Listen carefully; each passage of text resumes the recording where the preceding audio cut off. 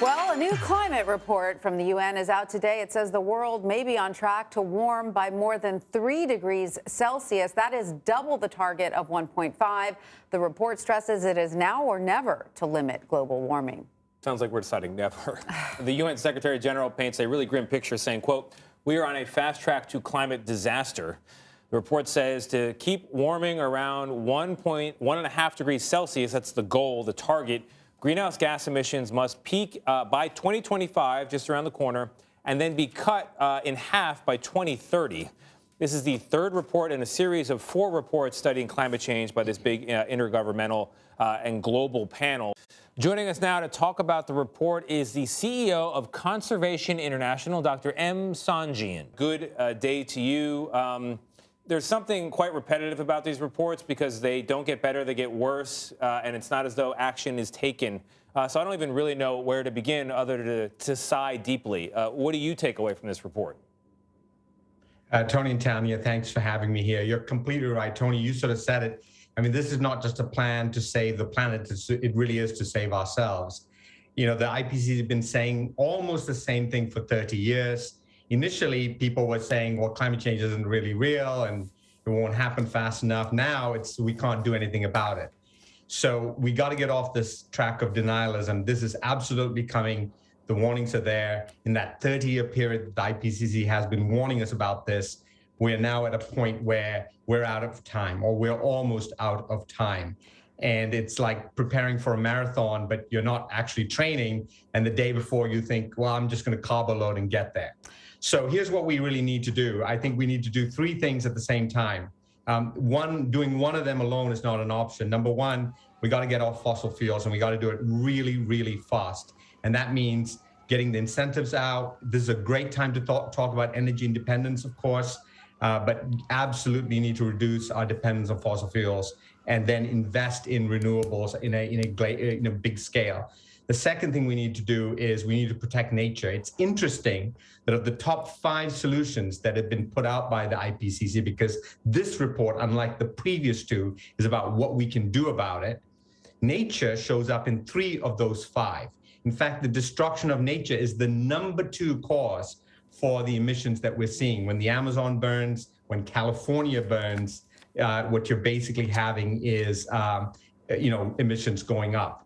And then the third is we need to also invest in carbon removal technologies. So there's just no way we're going to get there if we don't also create mechanisms to pull that air out mechanically, essentially, and then lock it up. So got to do all 3. We're now out of time. So those are great points that we have to attack these 3 very important, 3-pronged approach.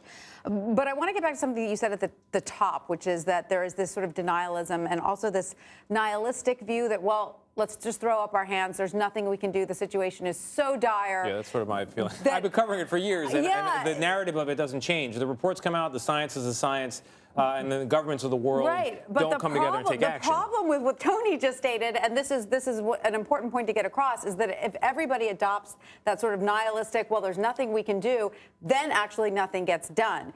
But the truth is we can make a difference, correct? If we actually implement these 3 things that you just discussed, we can save the planet, Tony. We can.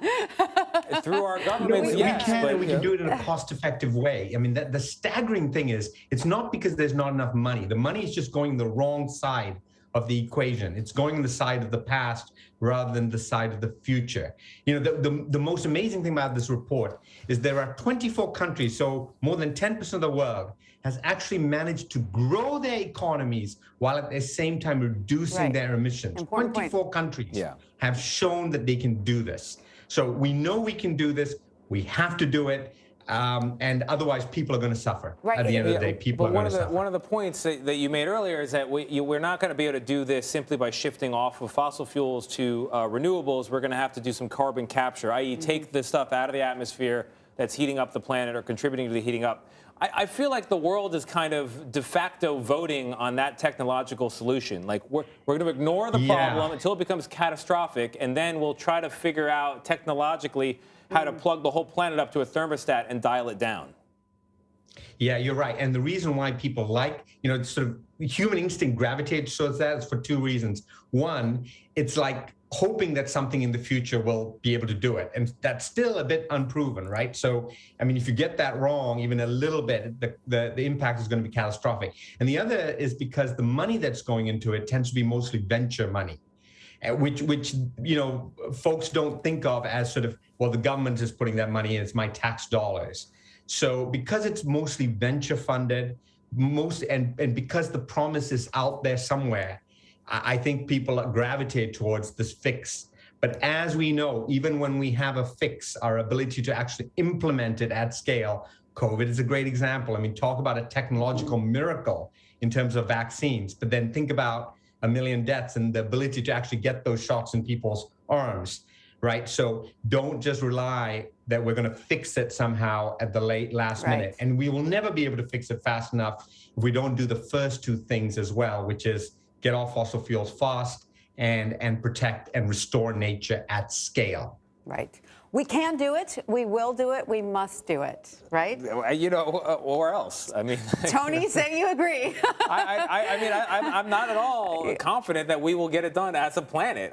That's what these reports are about. The governments of the world argue over the language in them because they're committing to what they write down, and they don't want to commit to too much. And so it's a slow roll. And it's been a slow roll for like 40 years now. I know, but we have to be optimistic because we have no choice. You guys are doing a great job of this. I mean, I'm telling you, like, you have not just optimistic, but this next generation is demanding this, right? So we cannot politicians can never lead, right? It has to be the people lead, and politicians tend then to follow. They reflect. So we need to lead. No, I agree. You need to lead. We're trying.